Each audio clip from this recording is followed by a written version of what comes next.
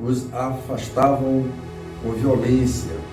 Enfurecido, os índios conseguiram arrancar um dos comandantes da missão, matando-o com cacetadas.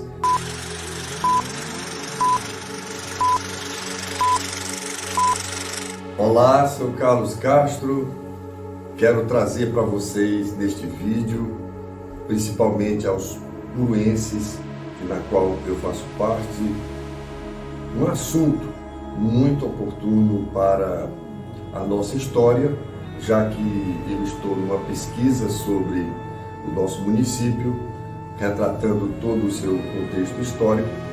Achei por bem já adiantar para vocês um assunto, uma história que talvez você já tenha ouvido falar, talvez até você conheça, mas o que eu quero trazer nesse vídeo não são palavras minhas, mas palavras de quem já fez uma pesquisa primeiro do que eu.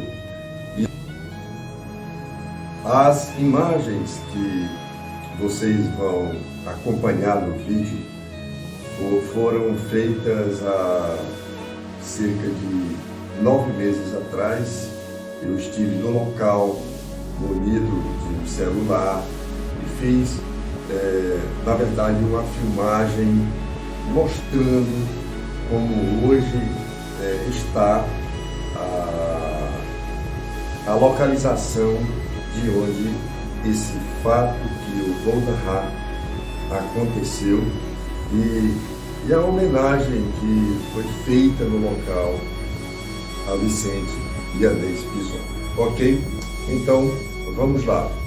Eu quero tomar 3 livros, 3 historiadores que relatam sobre a presença de Vicente Yanez Pison na foz do nosso Rio Puru, no seu encontro com o Atlântico na cidade de Paracuru.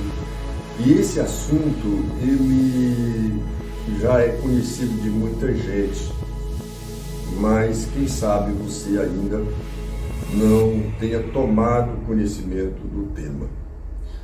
E nós vamos usar o conhecimento de Eduardo Bueno, que é um historiador, um grande escritor, e ele escreveu a obra Náufrago, Traficantes e Degradados.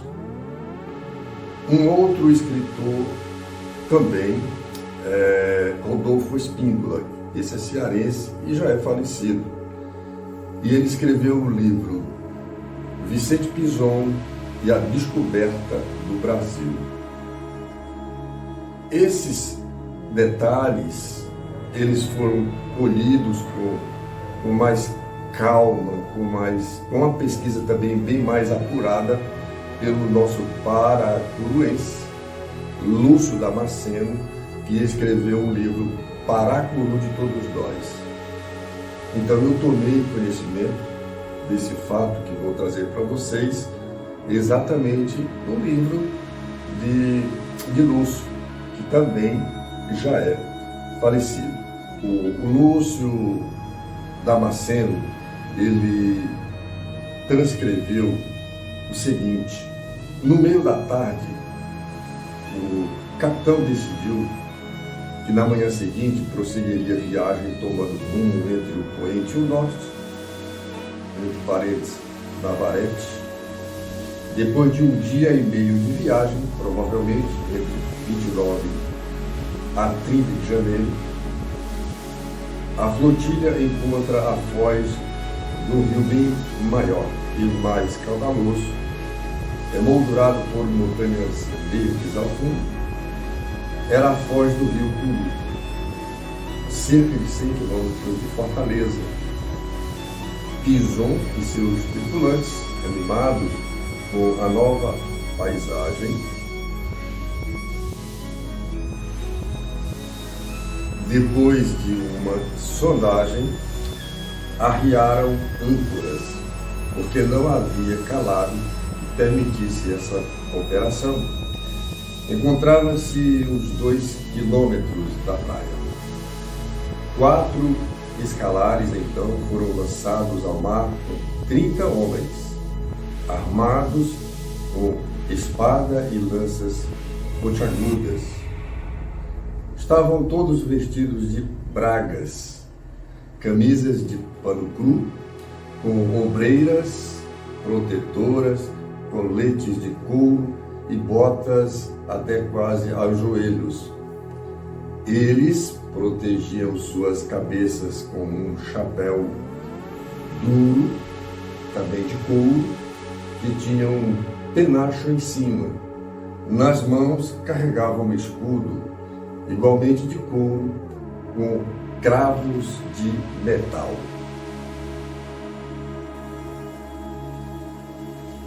Na praia, às margens do rio, ao qual Pinzon tinha dado o nome de Formoso, seus marinheiros logo notaram a presença de um grupo de índios, todos homens nus, cerca de 40, bem armados com arcos e flechas. Estavam a uns 50 metros de distância e impacientes, escondidos atrás das árvores ou dos pequenos montes de areia. E assustados, os exploradores usaram de todos os meios para estabelecer um contato. Fizeram mímicas, jogaram guizos, colares de pontas, roupas e outras quiquinharias, assobiaram, mas eles não se impressionaram, permaneceram desconfiados.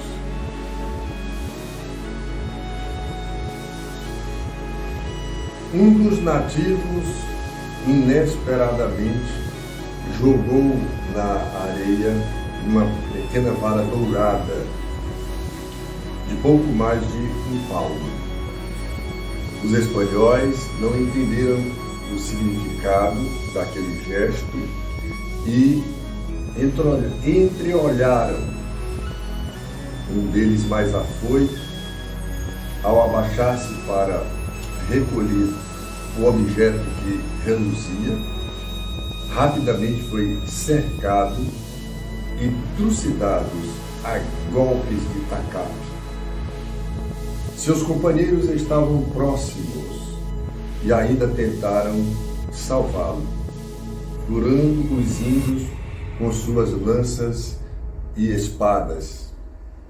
Inferiores numericamente, os espanhóis trataram de bater em retirada na direção dos escalares.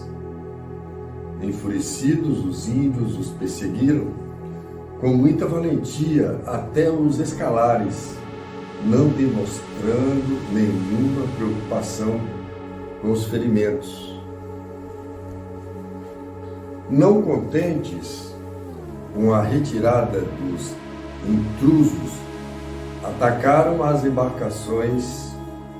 Quando voltaram a sentir na pele os cortes provocados pelas espadas e lanças dos europeus, mas nada os intimidava. Eles nadaram até aos escalares como feras, desprezando as feridas e arrastando a morte na tentativa de expulsá-los. Queriam subir de qualquer jeito, isso nos escalares, né? E chegar até a embarcação, né? O navio. Isso com lanças e remos. Os espanhóis os afastavam com violência. Enfurecido, os índios conseguiram arrancar um dos comandantes da missão, matando-o com cacetadas e tomando seu barco, com tudo o que tinha dentro. No final, corpos de um lado e do outro boiando. Os índios feridos choravam e se contorciam em dores, em consequência dos golpes recebidos. O mar antes azul, estava tingido de vermelho, com sangue indígena e europeu. Era o começo de um extermínio. Esse fim, seguramente, foi terrível. Inclusive, já é crivo meu, esse foi o primeiro conflito que eu considero entre o índio e o europeu, de que se tem notícia no nosso país. Isto aconteceu aqui no Ceará, na foz do rio Curu, com mortos e feridos de ambos os lados, provavelmente nos últimos dias de janeiro, início de fevereiro de 1500. Pinzon contou com 8 mortos de seu lado, todos seus amigos, e estimou que cerca de 20 índios tiveram encontrado o mesmo fim.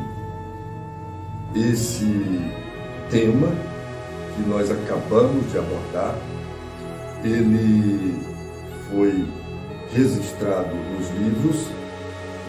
Os livros contam de que Aguilheira, que é um personagem dessa história, fez uma entrevista com o próprio Pinzon, meses depois dele ter vivido isto na foz do rio Curu, e, portanto, se torna um fato importante para a nossa região, porque se os livros de história contam que Cabral descobriu o Brasil em 22 de abril de 1500, Pinzon já esteve aqui muito antes dessa data.